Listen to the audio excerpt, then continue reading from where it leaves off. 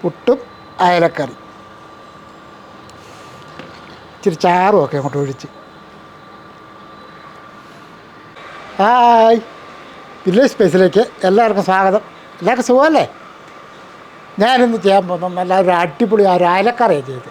അപ്പോൾ ഇതിന് മുമ്പ് ഞാൻ അയലക്കറിയൊക്കെ ചെയ്തിട്ടുണ്ട്. പക്ഷേ അതെല്ലാം ഓരോന്നും ഓരോ രീതിയിൽ തന്നെ, വ്യത്യസ്തമായ രീതിയിൽ തന്നെയാണ് കഴിവതും ഞാനത് ചെയ്തിരിക്കുന്നത്. ഇതും അതുപോലെ തന്നെ നല്ല ടേസ്റ്റി ആയിട്ട് ഒരു അയലക്കറി.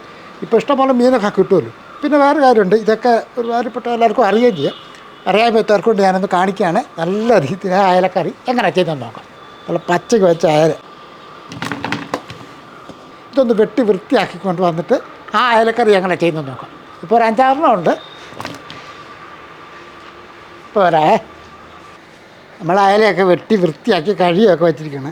ഞാനൊരു 5 എണ്ണം എടുത്തിട്ടുള്ളൂ. നമ്മൾ ഈ 5 അയലയും കൊണ്ടാണ് നല്ല അടിപൊളിയായിട്ട് ആ അയലക്കറി വെക്കുന്നത്. നമുക്ക് ആദ്യമേ തന്നെ ഒരു പാൻ എടുത്ത് അടുപ്പത്തിട്ട് നോക്കുക.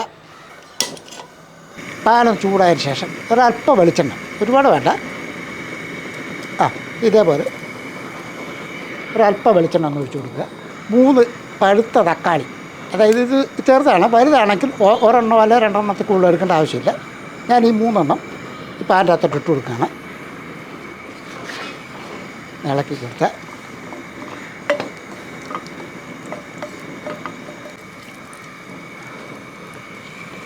അപ്പോൾ ഈ തക്കാളിയുടെ ആ മോൾ വശത്തെ ആ കളറൊന്ന് മാറണം. ഒന്ന് മാറിയ ശേഷം അതിങ്ങോട്ട് കോരിയെടുക്കുക. ഒരുപാട് സമയമൊന്നും ഇങ്ങനെ എണ്ണക്കത്തേണ്ട കാര്യമൊന്നുമില്ല. ഇതേപോലെ ഒന്ന് വാടി കഴിയുമ്പം അതിങ്ങോട്ട് കോരിയെടുക്കുക. തക്കാളി എടുത്തതിന് ശേഷം ഒരു 10-12 ചെറിയ ഉള്ളി അതിലൊന്ന് ഇട്ട് കൊടുക്കുക.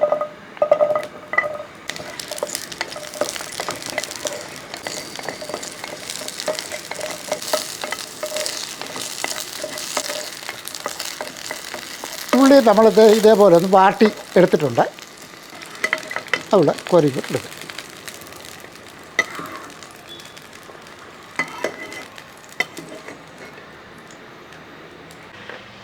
ഉള്ളിയും തക്കാളിയും ഒന്ന് എണ്ണയ്ക്കകത്തൊന്ന് ചൂടാക്കി നമ്മൾ മാറ്റിയതിന് ശേഷം അതേ പാൻ്റെ അകത്തോട്ട് തന്നെ നമുക്ക് ഒരു 2 ടീസ്പൂൺ അളവിൽ കാശ്മീരി മുളക് പൊടി ഇതേപോലെ. ഇനി നമുക്ക് ഇതേപോലെ ഒരു 3/4 ടേബിൾ സ്പൂൺ അളവിൽ മല്ലിപ്പൊടിയും കൂടെ അങ്ങോട്ട് ഇട്ട് കൊടുക്കുക. ഒരു 1/4 ടീസ്പൂൺ മഞ്ഞൾപ്പൊടി ഇതുകൂടെ അങ്ങോട്ട് ഇട്ട് കൊടുക്കുക. ഇനി ഇത് നമുക്ക് ഒന്ന് ഈ പൊടികളുടെ ആ പച്ചച്ചൊവ ഒന്ന് മാറണം. ഒന്ന് ചെറുതായിട്ടൊന്ന് വറുത്തെടുക്കുക.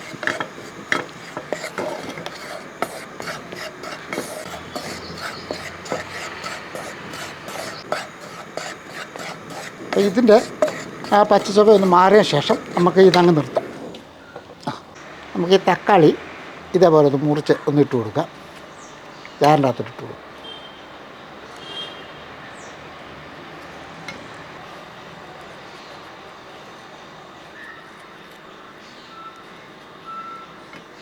കൂട്ടത്തിൽ ഈ ഉള്ളിയും കൂടെ അങ്ങോട്ട് ഇട്ട് കൊടുക്കുക. ഇനി നമുക്ക് ഇതിൻ്റെ അകത്തോട്ട് നേരത്തെ ആ വറുത്ത് വെച്ചിരിക്കുന്ന ആ മുളക് പൊടി, മല്ലിപ്പൊടി, മഞ്ഞൾപ്പൊടി എല്ലാം കൂടെ ജാറിൻ്റെ അകത്തോട്ട് ഇട്ട് കൊടുക്കുക.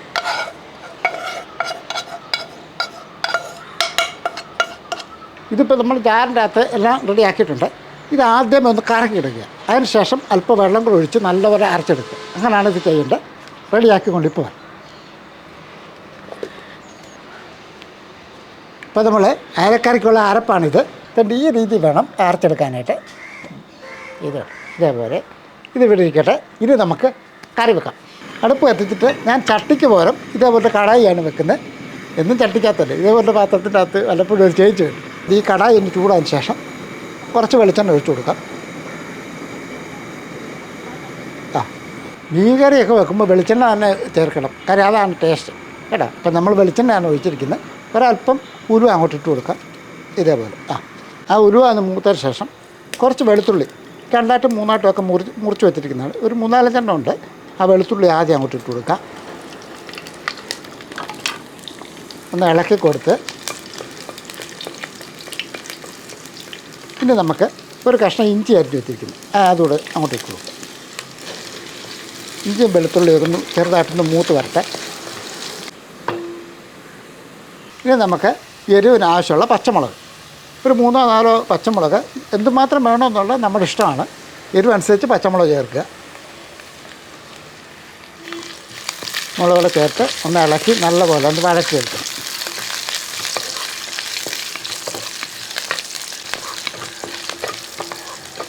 അപ്പോൾ ഇതൊന്ന് റെഡി ആയതിന് ശേഷം നമ്മൾ നേരത്തെ അരച്ച് വെച്ചിരിക്കുന്ന ആ അരപ്പം കൂടി ചേർത്ത് കൊടുക്കും.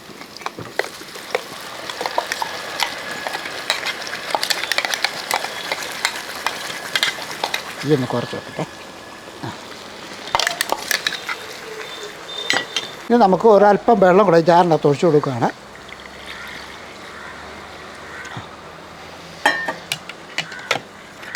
ജാറിൻ്റെ അകത്തുള്ള അരപ്പൂടെ ഇങ്ങോട്ടെടുക്കുക. ഈ രീതിയിൽ നല്ല ടേസ്റ്റാണ് മീൻ കറി കേട്ടോ. ഇപ്പോൾ ഈ ജാറിൻ്റെ അകത്തുള്ള അരപ്പൂടെ നമുക്ക് ഇങ്ങോട്ട് എടുക്കാം. ഇനി ഈ വെള്ളവും കൂടെ അങ്ങോട്ട് ഒഴിച്ച് കൊടുക്കുക.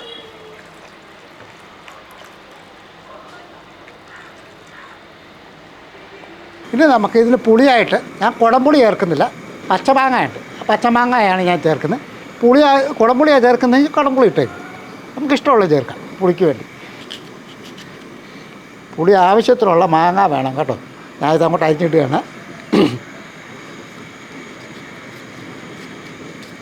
മാങ്ങ ഇടുമ്പോഴത്തേക്കും അല്ലേ ആ മീൻ കറിയുടെ കൂടെ ആ മാങ്ങ കൂടെ പറക്കത്തില്ല, അതൊരു പ്രത്യേക ടേസ്റ്റ് തന്നെ കേട്ടോ.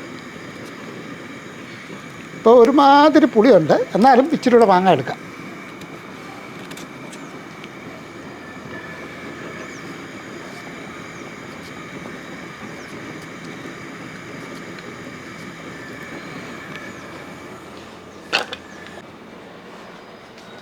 ഇനി നമുക്ക് ഉപ്പുപൊടി ആവശ്യത്തിനുള്ള ഉപ്പുപൊടിയും കൂടി ഇട്ട് കൊടുക്കാം.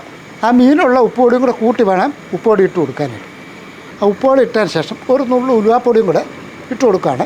കൂടുതൽ വേണ്ട, ഒരു ലേശം തണ്ടി ഇതേപോലെ ഉപ്പുപൊടിയും ഉലുവാപ്പൊടിയും കൂടെ ഇട്ടതിന് ശേഷം ഒന്ന് ഇളക്കി കൊടുക്കുക.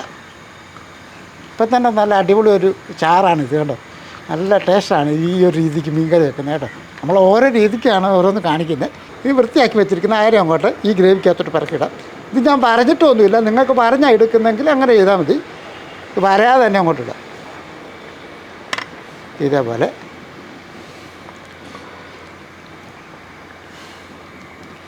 ഇതൊരു മീഡിയം രീതിയിലുള്ള അരി, അതുകൊണ്ട് പിന്നെ വരേണ്ട കാര്യമൊന്നുമില്ല. ഇത്തിരി മേളിലോട്ട് അങ്ങോട്ട് ഒഴിച്ചു കൊടുക്കുക.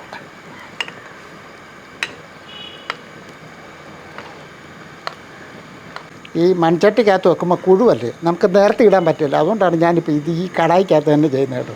തീ കുറച്ച് വെച്ചിട്ട് നമുക്ക് ഇതൊക്കെ റെഡിയാക്കാവുള്ളൂ. ഇനി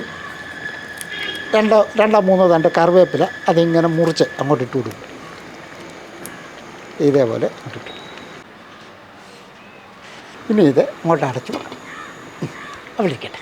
ഒരു 3 മിനിറ്റ് കഴിഞ്ഞ ശേഷം നമുക്ക് തുറന്ന് നോക്കാം. ഇനി നമുക്ക് തുറന്ന് നോക്കാം. കാര്യം മീൻ കറിയൊക്കെ വെക്കുമ്പോൾ ചെറിയ തീ തന്നെ വേണം മീൻ കറി വെക്കാൻ. തീ കൂട്ടി വെക്കാതിരിക്കുക. ഇതൊരല്പം എടുത്ത് ടേസ്റ്റ് ചെയ്ത് നോക്കണം. കാര്യം അതിൻ്റെ ഉപ്പും പുളിയും എരിവും ഒക്കെ ഒരു പാകത്തിന് വേണം, എന്നാൽ മാത്രമേ മീൻ കറി റെഡിയാകത്തുള്ളൂ. ആ രീതി നോക്കണം നമുക്ക് എന്നിട്ട് എന്തൊരു കുറവുണ്ടെങ്കിൽ ചേർക്കാവുന്നതാണ്.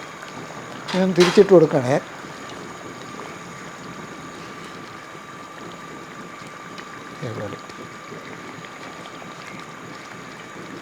അപ്പോൾ ഇത് കറക്റ്റ് പാകത്തിന് ഉപ്പും പുളിയും എരിവും എല്ലാം കറക്റ്റാണ്. ഇങ്ങനെ ഒന്ന് കറക്കി, മീൻ പൊടിഞ്ഞു പോകാതെ ഇങ്ങനെ ഒന്ന് കറക്കിയിട്ട് നമ്മളൊന്നുകൂടെ അടുപ്പത്തോട്ട് വെക്കുകയാണ്. ഇനി ഒരു 3-4 മിനിറ്റ് കൂടി ഇരിക്കട്ടെ. കാര്യം ഒരു വശം കൂടെ മറിച്ചിട്ട് അവിടെ കൂടെ ഒന്ന് വേകട്ടെ. വെന്തതിന് ശേഷം വേണം നമുക്ക് വാങ്ങി വെക്കാനായിട്ട്. അപ്പോൾ നമ്മൾ അയലക്കാർ റെഡി ആയിട്ടുണ്ട്. നല്ല കൊതിപ്പിക്കുന്ന ടേസ്റ്റ്, നല്ല അടിപൊളി മണമാണ് കേട്ടോ. നിങ്ങൾക്ക് തീർച്ചയായിട്ടും ഇത് ഇഷ്ടപ്പെടുമെന്നുള്ള ഉറപ്പ് വരിക. നമുക്ക് ഏതായാലും ടോട്ടൽ ഒരു 10 മിനിറ്റോളം ആയിട്ടുണ്ട് മൊത്തം. ഇപ്പോൾ ഇനി നമുക്ക് തുറത്ത് നോക്കാം. 10 മിനിറ്റ് കൊണ്ട് നല്ല ടേസ്റ്റി ആയിട്ടുള്ള ഒരു അയലക്കറി റെഡി. അപ്പോൾ അയലയൊക്കെ വെന്തു എന്ന് ഉറപ്പ് വരുത്തിയ ശേഷം അടുപ്പ് നിർത്തിയിട്ട് താത്തങ്ങോട്ട് വെക്കാം. ഇച്ചിരി ഗോതമ്പ് പുട്ടും അയലക്കറി എങ്ങനെയുണ്ട്? നല്ല കോമ്പിനേഷൻ. പുട്ടും അയലക്കറി, ഇച്ചിരി ചാറും ഒക്കെ അങ്ങോട്ട് ഒഴിച്ച്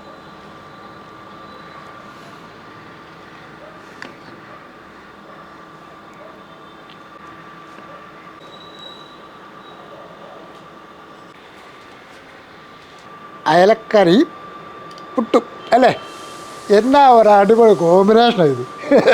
ഒരു രക്ഷയില്ല കേട്ടോ. ഇപ്പോൾ പലരും പറയും ഞങ്ങളെ കൊതിപ്പിച്ച് കൊല്ലാനാണ്. അങ്ങനല്ല, നിങ്ങൾ ഇതൊക്കെ ചെയ്ത് കഴിക്കാനായിട്ടാണ് ഞാനീ പറയുന്നത്. നല്ല രുചികരമായ ഒരു ഐറ്റം തന്നെ. ഇത് ഇച്ചിരി ഒന്ന് പൊടിച്ച് ഇങ്ങോട്ട് ആ പുട്ട് അങ്ങോട്ട് പൊടിച്ച് ഇച്ചിരി അയലയുടെ ചാറും ഇരിക്കുന്ന കഴിക്കട്ടെ. ഒരുപാട് ഇഷ്ടമുള്ള ഒരു ഐറ്റം എനിക്ക് ഈ ഗോതമ്പ് പുട്ടും അയലക്കറി. സൂപ്പർ ടേസ്റ്റല്ലേ.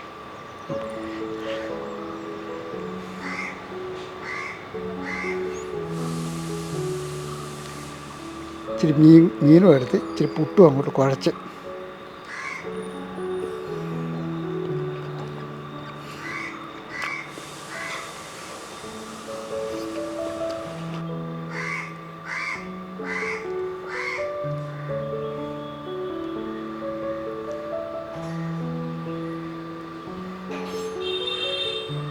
ചൂട് മീൻ കറിയും ചൂട് പുട്ടും അല്ലേ, അടിപൊളി ടേസ്റ്റ് കേട്ടോ.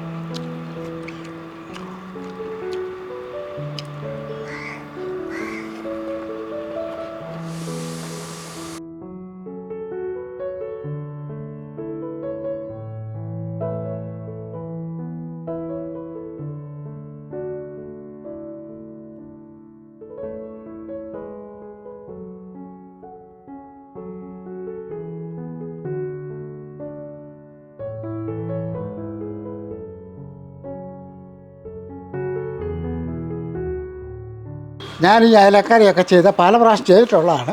പലതും ഞാൻ നേരത്തെ പറഞ്ഞ പോലെ വ്യത്യസ്തമായ രീതിയിൽ ചെയ്യാൻ ഞാൻ ശ്രമിച്ചിട്ടുണ്ട്. പലർക്കും അത് ഇഷ്ടപ്പെട്ടിട്ടുണ്ട്. ഇതും അതേപോലെ തന്നെ നിങ്ങൾക്കൊക്കെ ചെയ്യാവുന്നേ ഉള്ളൂ. വളരെ എളുപ്പത്തിൽ തന്നെ ചെയ്യാം. ഒരുപാട് സമയം എടുക്കാതെ തന്നെ നമുക്ക് ഈ അയലക്കറി റെഡിയാക്കി എടുക്കാം. പിന്നെ ഞാൻ നേരത്തെ കാണിച്ച പുട്ടും അയലക്കറി നമ്മുടെ മലയാളികൾക്കൊക്കെ എല്ലാവർക്കും ഇഷ്ടപ്പെട്ട ഒരു ഫുഡ് തന്നെയാണ് പുട്ടും അയലക്കറിയൊക്കെ അല്ലേ. തീർച്ചയായിട്ടും നിങ്ങൾക്ക് എല്ലാവർക്കും അത് ഇഷ്ടപ്പെടുമെന്നുള്ള ഉറപ്പ് കാര്യം തന്നെയാണ്. അയല കിട്ടുമ്പോഴത്തേക്കോ അല്ല മത്തിയോ ഇതേപോലുള്ള ഏത് മീനാണേലും ഇതേ രീതിയിൽ തന്നെ ചെയ്തെടുക്കാവുന്നതാണ്. രുചികരമായ ഒരു മീൻ കറിയാണ് കേട്ടോ. ഇനി ഒരു കാര്യം കൂടെ, നമ്മുടെ ചാനൽ സബ്സ്ക്രൈബ് ചെയ്യാണ്ടെങ്കിൽ ഒന്ന് സബ്സ്ക്രൈബ് ചെയ്തേക്കണം. കൂട്ടത്തിൽ ലൈക്ക് ചെയ്യാനും ഷെയർ ചെയ്യാനും മറക്കല്ലേ. വേറൊരു വീഡിയോ ആയിട്ട് പെട്ടെന്ന് വരാം. ബൈ.